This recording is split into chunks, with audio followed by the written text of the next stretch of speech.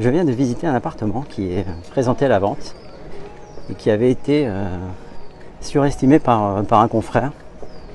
Donc quand même assez incroyable, enfin bon, c'est comme ça. Surestimé au mois de juillet. 1 million, 1 million 100, 1 million 2 à peu près. Et qui aujourd'hui va se retrouver sur le marché aux alentours de 900 000, 950 000 euros. Alors est-ce qu'il s'agit d'une erreur d'estimation? Je ne pense pas en fait. L'analyse est beaucoup plus simple. C'est que dans un marché qui est un petit peu compliqué, où on est dans un marché d'attentiste en fait, les propriétaires attendent d'avoir vendu pour se lancer eux-mêmes dans leur acquisition, ça crée des tensions. Et une des techniques, il s'agit bien d'une technique, pour continuer de rentrer des biens, c'est de surestimer systématiquement les appartements, les hôtels particuliers, etc. Enfin, les hôtels particuliers, c'est un marché à part. On va plutôt se cantonner au marché classique des appartements. Dans le 16e arrondissement, en tout cas, c'est la règle. Donc, je surestime le bien. Ça, c'est l'agent immobilier classique ou le conseiller immobilier classique. Comme ça, je m'assure la rentrée d'un mandat. Je n'assure pas du tout une vente, bien au contraire, mais j'assure la rentrée d'un mandat qui sera de toute façon invendable, sauf baisse de prix assez importante.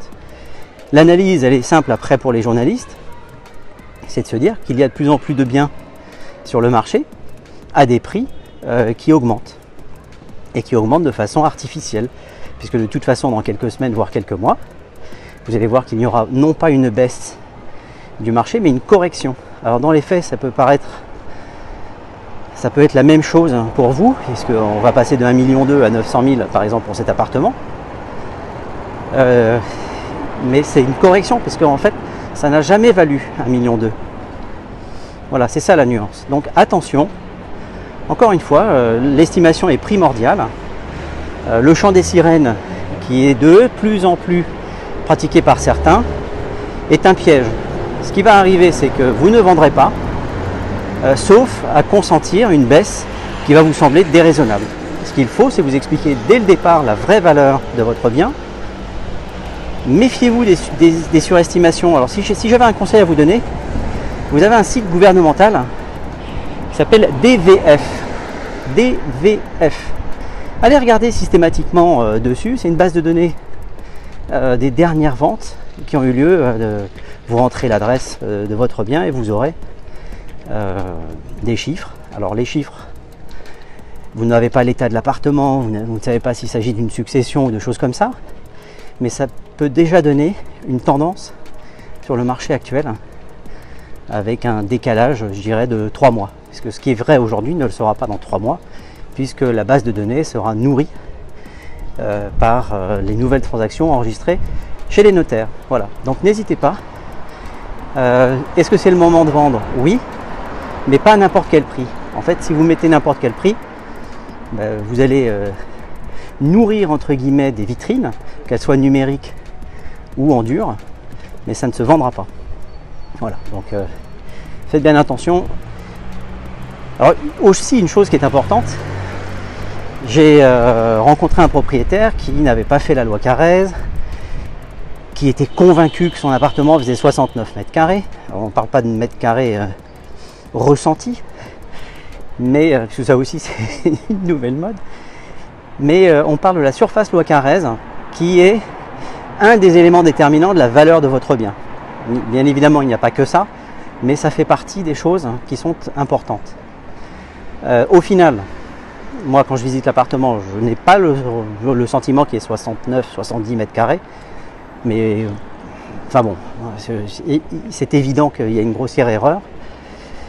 Donc je fais mon estimation en expliquant qu'il y a une règle de 3 qui sera vraisemblablement appliquée sur le chiffre qui va sortir. Eh bien, le propriétaire comprend le prix au mètre carré, mais il ne comprend pas la valorisation que je fais de son bien. Tout simplement parce que la surface n'est pas bonne. Voilà. Donc encore une fois, il est très important d'avoir à votre disposition l'ensemble des certificats.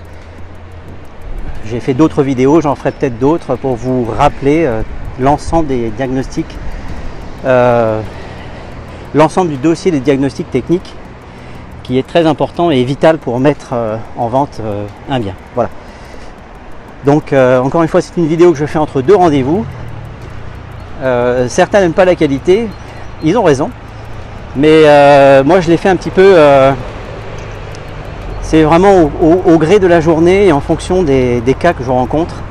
Et là, en sortant de cet appartement là, je me suis dit que c'était pas inintéressant de partager cette expérience avec vous propriétaires, afin de ne pas tomber dans ce piège de la surestimation qui ne fait que créer de belles vitrines qui sont inaccessibles.